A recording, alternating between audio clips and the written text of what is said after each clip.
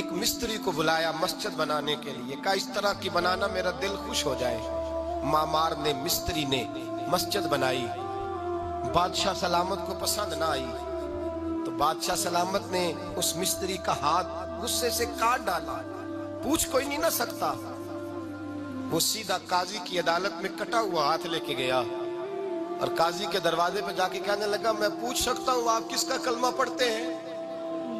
پوچھ سکتا ہوں؟ تو قاضی کہتے ہیں میری کرسی بھی کانپنے لگی اور جس کمرے میں بیٹھا تھا وہ کمرہ بھی کانپنے لگا۔ میں نے کہا سوالی تو بات کر، کہانی پہلے بتاؤ کلمہ کس کا پڑھتے ہو؟ تو قاضی کہتا ہے میری آنکھیں برس پڑی۔ میں نے کہا میں اس کے کلمہ پڑھتا ہوں جو دنیا میں بھی میرا وارث ہے، قیامت میں بھی وہی میرا والی بنے گا۔ جو دنیا اور آخرت میں میرا والی ہے، میں مصطفیٰ کا کلمہ پڑھتا ہوں۔ تو کہنے لگے ہاں اس لیے تجھ سے یہ بات کہلوائی ہے کہ کہیں تو بادشاہ کا تو کلمہ نہیں پڑھتا، معاذ اللہ۔ تو قاضی عدالت میں بیٹھا ہے کرسی پہ، اس کا کلمہ تو نہیں پڑھتا؟ کہا نہیں میں مصطفیٰ کا۔ پھر دیکھ میرا ہاتھ کٹ گیا ہے، اب تو بتا کہ تو بادشاہ سمجھ کے معاف کرے گا یا رسول اللہ کا دین سمجھ کے نافذ کرے گا؟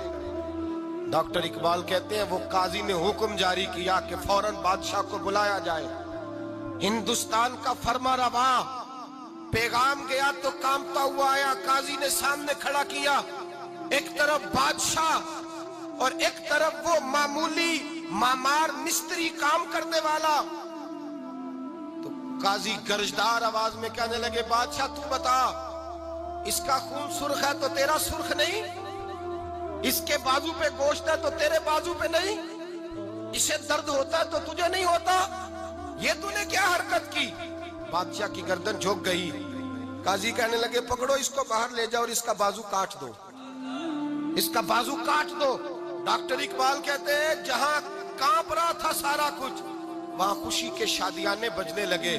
قاضی کہنے لگا اس کا بازو کاٹو اور اس کو بتاؤ امیر غریب کا فرق اتنی دیر ہوتا ہے جتنی دیر بندہ مسلمان نہیں ہوتا، اور جب کوئی رسول اللہ کا غلام ہو جاتا ہے پھر سارے برابر ہو جایا کرتے ہیں۔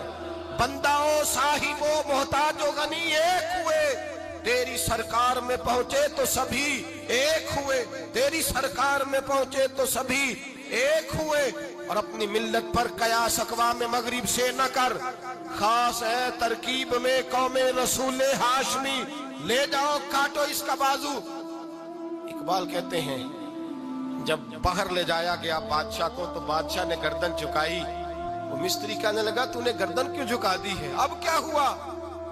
تو بادشاہ سلطان مراد آنکھ کھول کے کہنے لگا بھول گیا تھا، غلطی ہو گئی تھی، بادشاہی کے تکبر میں آیا تھا، وہ جو تیرا ہاتھ کاٹا ہے وہ تکبر سے کٹ گیا ہے، اور یہ جو گردن میں نے جھکا دی ہے یہ میں نے اپنے نبی کے دین کی حد کے نیچے جھکا دی ہے، حضور کے قانون کے نیچے جھکا دی ہے، یہاں سزا لوں گا وہاں شرمندہ نہیں ہونا چاہتا۔ اس مستری نے بڑھ کے سینے سے لگا لیا اور کہنے لگا قاضی صاحب میں نے معاف کیا، مجھے پتہ چل گیا ہے کہ مسلمان بادشاہوں کا کلمہ نہیں پڑھتے، محمد عربی کا کلمہ پڑھتے ہیں، رسول اللہ کا کلمہ پڑھتے ہیں، اور جب تک مسلمان نبی پاک کا کلمہ پڑھیں گے کوئی اللہ کی حدوں کو نہیں توڑے گا، کوئی دین کو پامال نہیں کرے گا، کسی کے اندر طاقت پیدا نہیں ہوگی کہ وہ دین کی حد کو